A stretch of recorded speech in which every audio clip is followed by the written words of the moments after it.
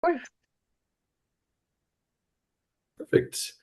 All right. Good morning, everyone. My name is Royal Cameron. I am with the Colorado Incarcerated People's Communication Services Program, and this is the fourth task force meeting that we have had this year. And before we get going, I guess we'll do some introductions. Just a quick update.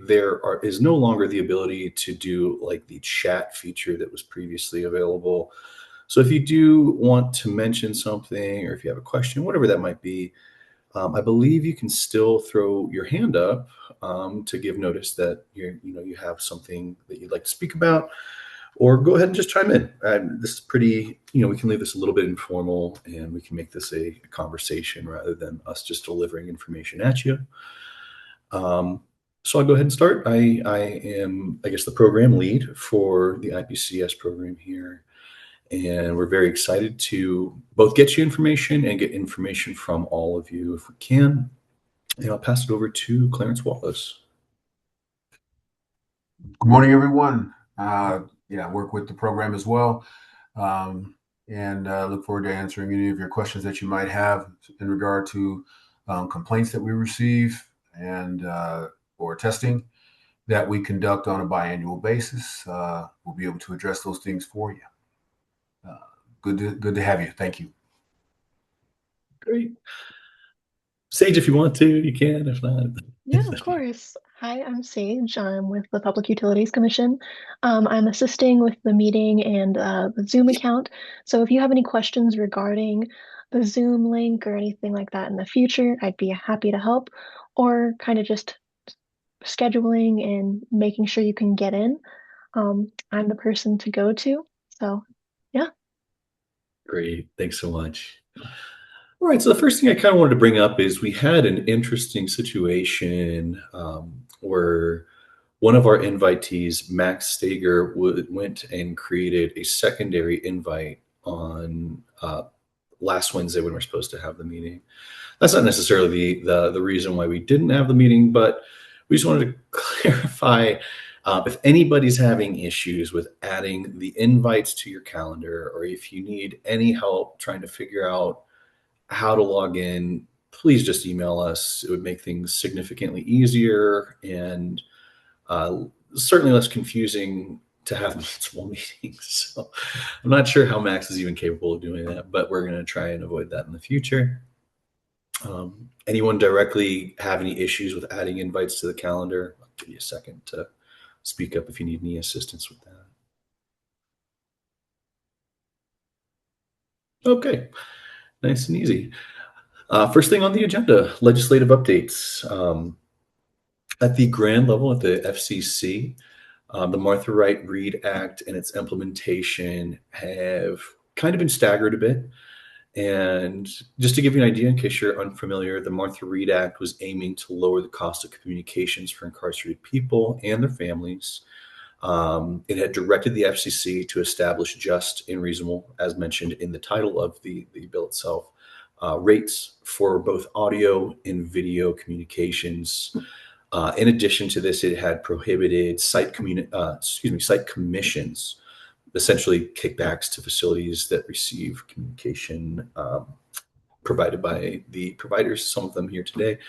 Um, that initial order from July 2024 was passed. It lowered the rate caps, banned the commissions. There's a new pricing model for video calling. That got delayed, and now it looks like that's going to be held off and non enforceable until April of 2027.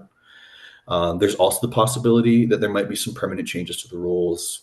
Um, a lot of this, really, right now, kind of what's going on currently is the FCC is still seeking comments on petitions for reconsideration for the implementation order. There are some small provisions that are kind of partially implemented right now, particularly the site commissions. Um, and some of the compliance deadlines have kind of been staggered and put into place. But overarching, we're looking at April 27 as kind of the landing date for all of that to move through. And that's also depending on what actually moves through. In the Colorado level of legislation, there's currently what's called the Sunset Review. And I put just a little bit of information on the agenda. It's periodic reevaluation of legislation. Generally, this occurs every 5 to 10 years, just depending on what's necessary and how frequently it's necessary. For our particular program, there's only two recommendations for modification or for adjustment. And one of these is just to establish enforceability of interest rate caps. That becomes a little confusing, obviously, as the FCC is kind of in the process of determining exactly what those rate caps are going to be. However, as a regulatory body, we see that it's probably necessary that we can enforce them in the case that people go over them, even if it is for the interim rates that are currently available to us. The second recommendation is to require service providers to require them to cooperate with us in biannual testing. In large part, we really don't have much issue here. It's just something we want to see in statute. And to be quite honest, we really haven't had much issue. More of the issue comes surprisingly from the facilities themselves. But be that as it may, we're still asking to have a slight little adjustment there to the legislation. Beyond legislative efforts, we're currently disseminating the IPCS posters. And I think we'd show that in a couple of previous task forces. Essentially, it's a pretty basic document on 11 by standard printer paper that facilities would utilize to print out and to put up in some place that's public facing. So both the incarcerated folks and the families or visitors of incarcerated folks will just have the awareness that if there's a complaint they need to make about services or any kind of issues, that they can reach out to us and make informal public complaints. And I wouldn't say that we've had an issue getting them out so much as an issue just receiving information on whether or not they're actually getting put up. And this isn't statutorily mandated. This is on a basis of just kind of trying to assist. And our thoughts were that it would actually be kind of assisting a lot of the facilities and taking some of the work off their back for when they have complaints. But we'll kind of keep monitoring this as we go along, and we'll get back to you on how successful or not that campaign has been. And perhaps one of the things we're going to discuss later might help us to get those out there. Let me see. It looks like Brian's trying to get in. Cool. Thanks, Sage. I'll pass it over to Clarence for a couple of updates on complaints. Okay. What I did was took statistics from January of this year through September. That number for the complaints that we received thus far is totaling 70 right now through that period. And that exceeds what we received all of last year already. 69 of those have been closed. There's one still open. And then, as you may be able to see, as far as trends, the vast majority of the complaints that we've received are in regard to tablet functionality for those that are issued to individuals, and getting those things repaired and actually being able to communicate effectively.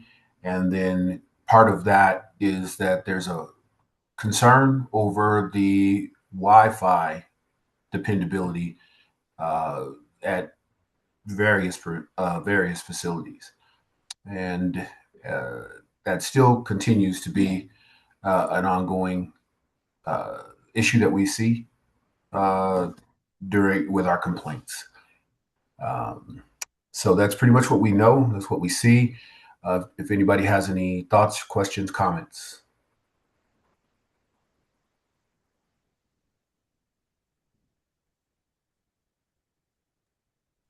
No? Okay. Let us know if there's any additional information that you would like. We keep it pretty general and high level. If you'd like to get more granular, please let us know. We got some updates. The quarterly reports will be posted by this afternoon for quarter 3 of this year.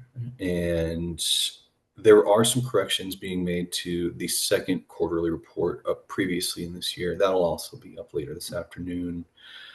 Nothing of note to really discuss on there. There is a new provider, and that is partially what we're kind of waiting on to get the quarter two update put on there.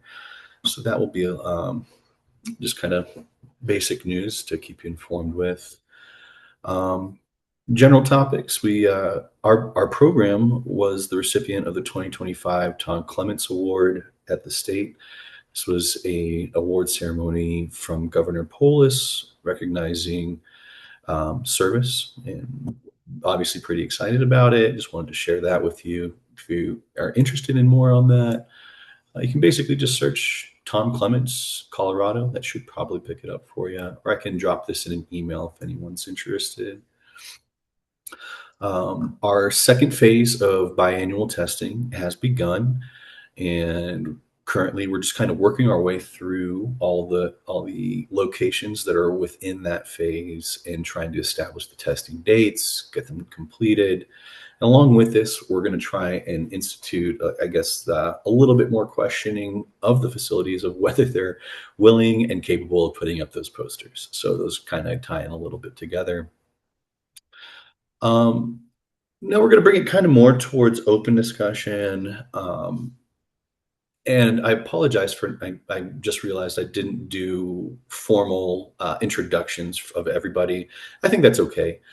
If you are going to discuss or contribute to any of the open kind of communication here, please just let us know who you are so that we can, obviously address you by name appropriately or by however you'd like to be addressed. And we'll also, if we need to reach out to you afterwards, we can gather some of your information there.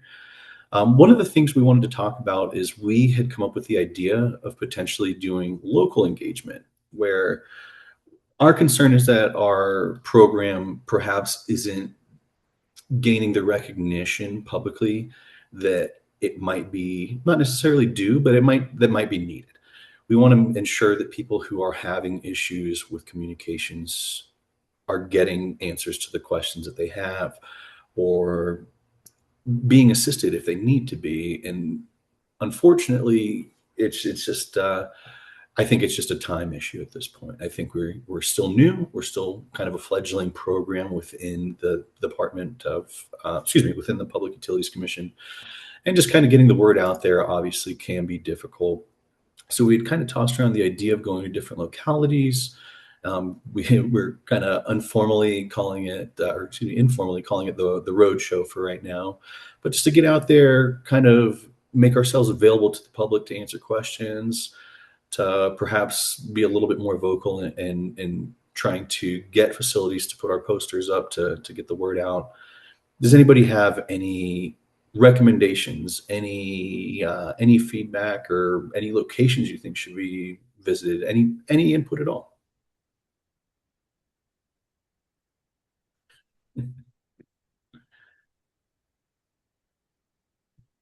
All right. Well, I guess we can just open it up then for just a general discussion. Does anybody have any ongoing issues, any questions, anything that we might be able to be helpful with? Daryl, please. Hi, Daryl Branson. For everybody else, I'm the Telecom Program Section Chief here at the Public Utilities Commission. I was the one who recommended that we start having these task force meetings or form a task force to discuss issues related to IPCS, basically based on my experience in the 911 world. So the commission also has a 911 advisory task force that meets every other month with a lot of subcommittees as well. And the discussions are very lively and very productive. But that's also a field where there's really a big need for a lot of collaboration and coordination between agencies.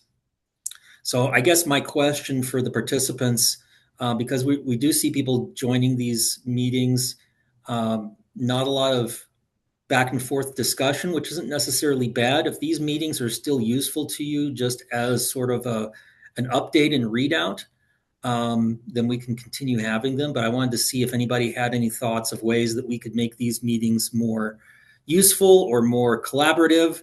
Do you like the way they are now, in which case we just keep doing them this way? Or do you, I guess the question is, do you find any value in these meetings continuing?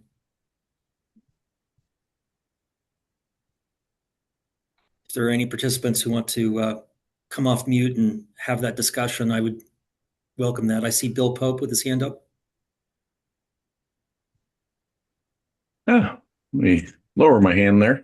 Oh, got a screen cover on. Yeah, I'm Bill Pope. I'm president of NCIC Correctional Communications. We provide service to a handful of jails in Colorado and kind of growing our customer base there. We've been following closely on what the FCC is doing, what the Martha Wright Act is, did for the industry, what we think the problems were with the original FCC ruling from last year. We have a pending petition for reconsideration with the FCC on the rulemaking from last year, and a lot of that was about half of that was satisfied in this newest ruling, but there's still some outstanding issues that are left hanging. So it's kind of good to continue these meetings as that evolves, because we know once this new rulemaking goes and gets filed in the Federal Register, I think it's probably been delayed because of the government shutdown by about a month. So probably be in the Federal Register within the next 30 days. And then I think go into, become active 120 days after that. So we'll see some more petitions, a lot of comments. We're already readying some more comments on that newest rulemaking. And then what we've been doing, and it's been going back for over a decade now, is just showing the FCC where their loopholes were in their rulemakings, where they were allowing transaction fees on single calls. So a 21-cent call was actually $3.21. And then the fact that the FCC never did any enforcement since their initial rulemaking over the last 11, 12 years. So we're kind of going back and looking at a lot of that stuff and trying to bring that to the FCC's attention. A lot of people, especially in the FCC, kind of want to overlook that they didn't do any regulations and didn't clean up a lot of those loopholes. And a lot of that was because of a appeal that was filed in 2016, and Ajit Pai, the new FCC chairman in 2017, decided not to defend that ruling. So we kind of didn't have a ruling until basically 2021, when when Biden came back into office. So that's the discussion there, where we're at, where we're going. Probably we'll see some more appeals on this current rulemaking coming up here. So next 6 months should be interesting to see what happens. Absolutely agree on that. But it sounds like you are in favor of continuing these meetings so that we can discuss those issues as they continue to develop. Yeah, maybe quarterly or whatever your frequency is now. Yep, that's what we've been doing, is quarterly. I missed the last one. Sorry about that. No problem. Anybody else have any thoughts?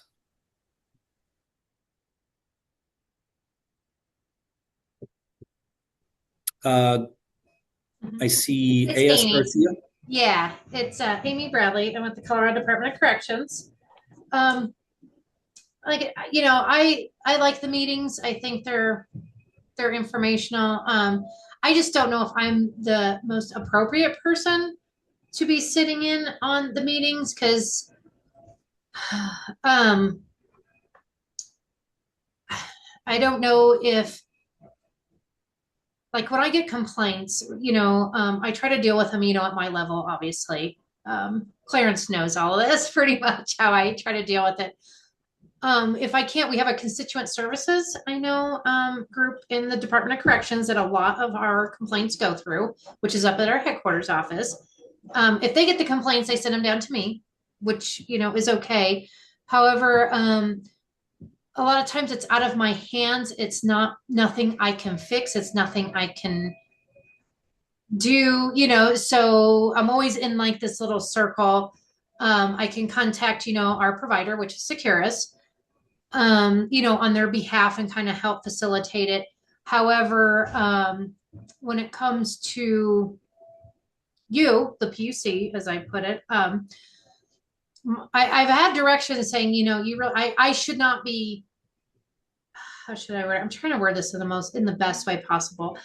I should not be referring friends and family to you for complaints. And so a lot of times at the end, they feel like they're not getting anywhere. They feel like they're being ignored, which I don't like. And there's not a whole lot I could do about it. And I was like, and I had said, well, our PUC group, they're out there for you guys also. And I kind of got, I don't want to say in trouble. I didn't get in trouble. I got a little like, I don't think you should be doing it. So maybe I'm not the right person to be sitting in on these. Maybe somebody maybe a little bit above me might be better for these particular meetings, because I just don't want to cause issues. I don't want to be saying things I shouldn't be. I maybe I misunderstood the purpose. It wasn't at all to be negative or anything. It was just to kind of help these friends and family not feel like they're getting ignored. That was my main thing. I didn't want them to feel like that. And a lot of times they do with DOC, and that's definitely not what we want to portray at all. And it's not like I'm, ignoring them. It's not like I'm not trying to help them.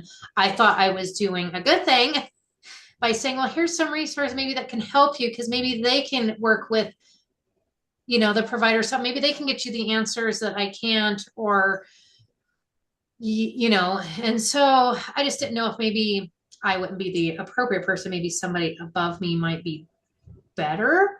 So I'm not saying that DOC should be out of this at all. I'm just saying maybe somebody, in our management, or something maybe higher up. And I wouldn't mind sitting in on it too. I just don't want to be, I don't know if that all made sense or anything. So that's just kind of my 2 cents of it. Well, Because I've worked with Clarence and Royal in the past before, and we've had I felt a good kind of working relationship that was kind of being started, moving forward. And I definitely don't want to set that back. And I don't want friends and family to think that we're, trying to be difficult is my biggest thing, because I'm not.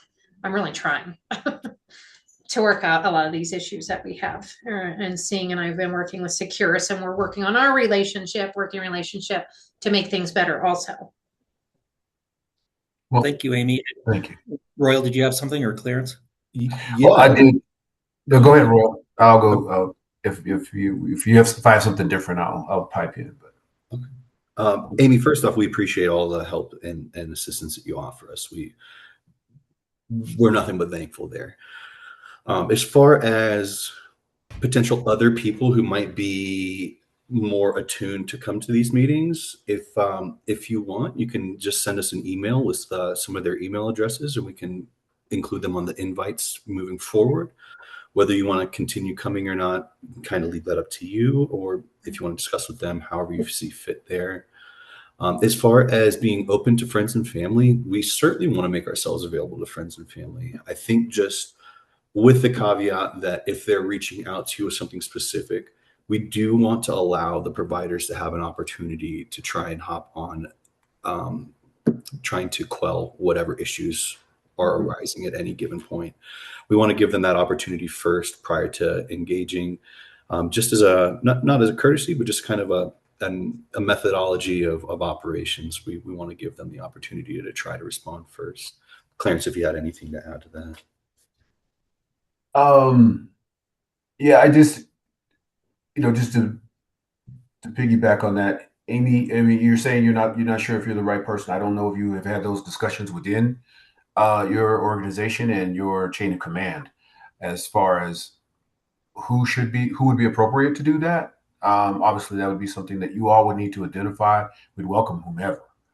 And that you're still there, I think that would be good, being as you are the boots on the ground, so to speak, of being the first person or that front line of handling these. with you guys? Because like you said, even if it gets to constituent services, it ends up going to you anyway, right? Pretty much, yeah. Me and Ed Cayley has been involved in some of them because of the Wi-Fi and the tablet issues. And he's in a business innovation. So I think I'm going to, between him and Richard Aragon, if they all want to, like all of us, I'm okay with that. I Okay. just think they might want to be involved because I think they need to know like what is being discussed, I I agree. guess. And what the issues are. I mean, I include them all the time. And they probably get sick of me copying them on a lot of my emails that I get and see.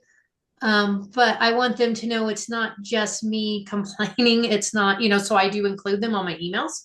So I think it might be something good for them to maybe sit in and see, or at least have the opportunity to see what's being discussed. Because if friends and family, I think they are going to the PUC if they feel like they're not getting anywhere with us. That's kind of what I've seen in the past. And I'm okay with that. I'm perfect. I have no problem with that. But it just seems like, well, it shouldn't be going that far. And I don't want to think it's just me that's like, I want them to kind of know more of what you guys are doing, what you're help facilitating, what you're, the whole thing of it. And I think sitting in on these meetings, maybe they get a better grasp. It's not a negative thing. I don't feel if they are going to, um, I mean, they might even go straight to the PUC. As far as I know, I don't know all of it. That happens Kind of occasionally. keeps me in the realm of everything. If he does get something, he does notify me. And sometimes I'm like, oh yeah, I'm already aware of that one. Or, I already know I've been, working with this one. Sometimes I'm like, oh, well, I haven't heard that one yet. So I just think that maybe some of the other people might want to be notified or kind of what, what's being said in these meetings or what, kind of what you guys cover. And it's not really a negative thing. And sometimes I kind of got the feeling that maybe they felt it was a little bit. And I don't think that's the case, me personally. So maybe. Who thought it was negative? I'm sorry. Well, I'm just thinking possibly some of our upper management might be thinking, why are you telling people to go to, we don't want them, you shouldn't be telling friends and family to go to the PC or voice your complaint there because we should be addressing it and taking care of it, which I understand. And that is the case. We try. But when they feel like they're not getting anywhere, sometimes I do refer. And I was like, well, maybe if you talk to them, they might be aware of some things already going on too, that they're monitoring, that they're helping work with us. We're all just trying to work on this together. And, I just don't know if they know the positive, I guess more of the positive aspects of the PUC. And I thought maybe if they just sit in on some of these, maybe they would get a better Well, and understanding. that's part of the reason why we would like to get out into and be more public facing about things so that we can speak to why we're here, why were we created, what our current objectives are, and what we would like to accomplish going forward. I know you're talking about the issues that are happening and the relationships that we're trying to create and build. Michael Lozich, I see you're here, right? Do you, I mean, as far as, because this is, obviously it's different faces on it. There's the provider, there's the facilities, and then there's us, kind of in the middle of trying to help facilitate things and also trying to help the public feel like they're being heard. And we totally understand that. We're trying to work towards that as well. But as far as who you would like to include in these meetings, please, if they find that this would value or to ask questions as to what exactly is our purpose, what is our intent, we're here to discuss those type of things, and go forward. But it just seems like, and I know for you too, that issues seem to linger a long time and don't seem to get anywhere. We'd like to try to do something about that. Right. And you mentioned some about posters or something, distribution in facilities. Are you talking our correctional facilities? Also, I mean, that's where I think Yes. like my supervisor works in private, in the prison operations. So I think he might be a good one to get in, and just having some of the a little bit higher up our management team, maybe a few of those key players in there could help facilitate that. But as long as they so they can understand and see what the purpose is, and they can maybe just help facilitate with that. That's why I thought I just got a couple names in mind that if you wouldn't mind, then I would like to. And if they either want to take me out of it or keep me in it and just be added to it, I'm perfectly okay with that. And we can discuss, if there's a discussion that you want to have, we can have that offline. Not a problem. Yeah. So if I can invite maybe a couple on the next two, like I said, I don't know if they would be willing to, but I'm going to approach them with it to see what they say. Sure. And then, those that actually are in facilities, I don't know if there are individuals there that would be able to add value to these discussions as to what they're seeing, what they're facing, things that they would like to have, or to see action or something in regard to telecommunications. Those individuals being a part of this as well, I think would be very helpful.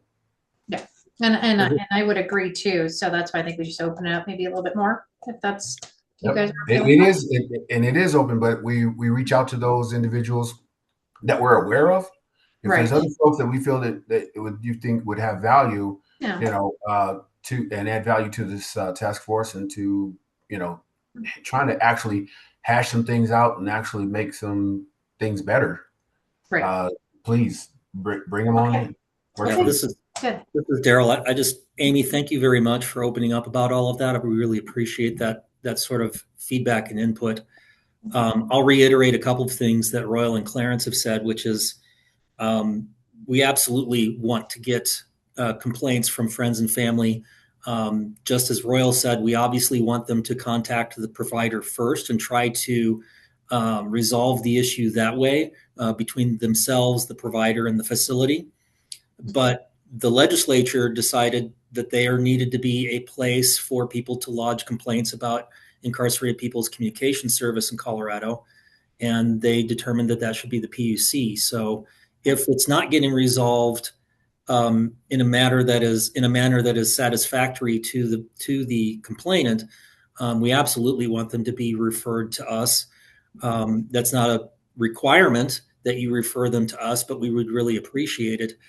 And it's not about trying to find fault. It's about putting someone in a position to act as the middleman to try to get resolution when resolution isn't happening naturally on its own. Because the vast majority of complaints we receive are things that we can't force a resolution on. All we can do is work with the complainant and the provider to try to find a solution. And more oftentimes than not, we're able to do that. So we're here to be a resource. So it concerns me that there's been any sort of pushback on you referring people to us, but I would phrase it like that maybe, and maybe they'll understand that we're not here to get a facility in trouble or even a provider in trouble. We're here to help act as sort of the mediator to resolve complaints. Does that make sense? Oh yeah. So yes, for me, for sure. Yeah. And I also agree entirely that if you have upper management that you would like to start receiving these invitations, please send us the email addresses and we'll add them to the list. If you feel more comfortable just inviting them yourselves, that's fine too. It's entirely up to you how you want to do that. But these meetings are completely open. We want people from facilities. We want people from providers. We want advocacy groups. We want friends and family of incarcerated individuals. Anyone who has, a stake in this should feel free to attend these meetings and participate in the discussions. Okay. Good. Thank you for that. Anybody else have any comments about continuing these meetings? Is there any other way that would be helpful for us to get information out to stakeholders about what's happening in the program? Because I know we're not getting a lot of turnout at these. I'm not sad at. I think we maxed at 16. We're down to 14 participants on the call now.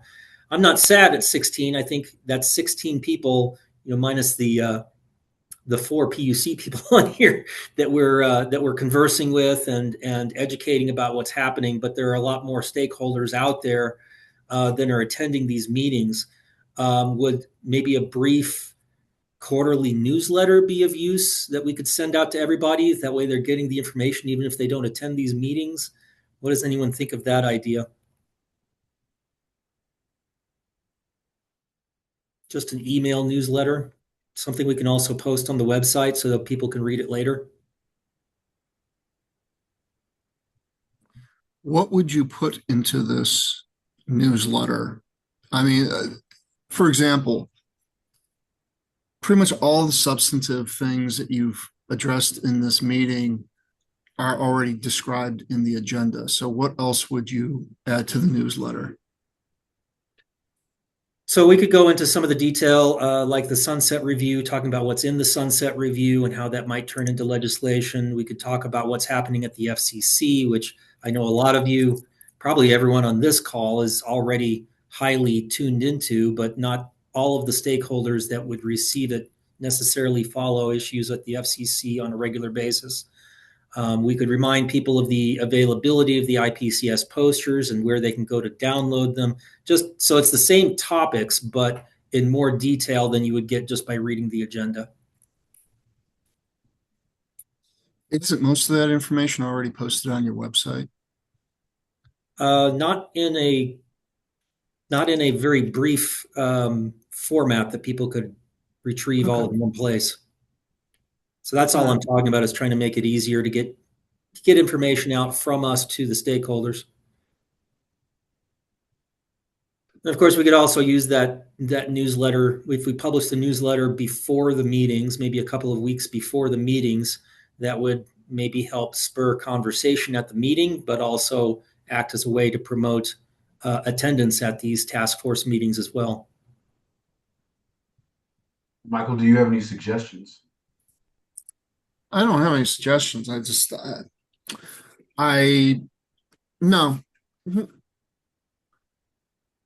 Thank you, Michael. And if anybody think, you don't have to come up with a response yet, but if you think about this further and you think of ways that we could use some sort of public outreach, whether it's newsletters, whether it's, more frequent meetings. Sometimes the problems with meetings and the reason they don't accomplish a whole lot is because you lose all momentum between the meetings if they're spaced too far apart. Any thoughts you have about how we can better, or how we can improve our outreach and connectivity with the stakeholders, we're open to that. So just feel free to email Royal or Clarence and give us your thoughts on that. So sorry to hijack the conversation, gentlemen, but I'll turn it back over to you and see if there's any other open discussion items.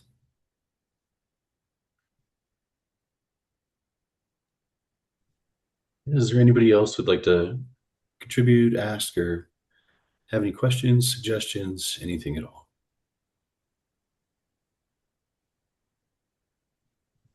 I think for now we can probably leave it here. Appreciate everybody making it out and appreciate everyone who contributed. We will look to meet in roughly 3 months, probably somewhere in February, around the same time of the month. And we'll send out a little survey on what time works best to see if maybe we get a little bit more traction at a different time than 9 a.m. I'm sure this could be difficult for some people as they may be just getting into the office. But we'll send that, get that to make its way out to you. And if anything comes up in the interim, please feel free to reach out to us. We are here for you, not against you. We're not trying to punish anyone. Our goal is just to make things as easy as possible and to mitigate issues that any of the families or actual users of the IPCS services are going through. So thank you very much, and I hope you all have a wonderful rest of the day. Bye, everybody. Bye, everyone.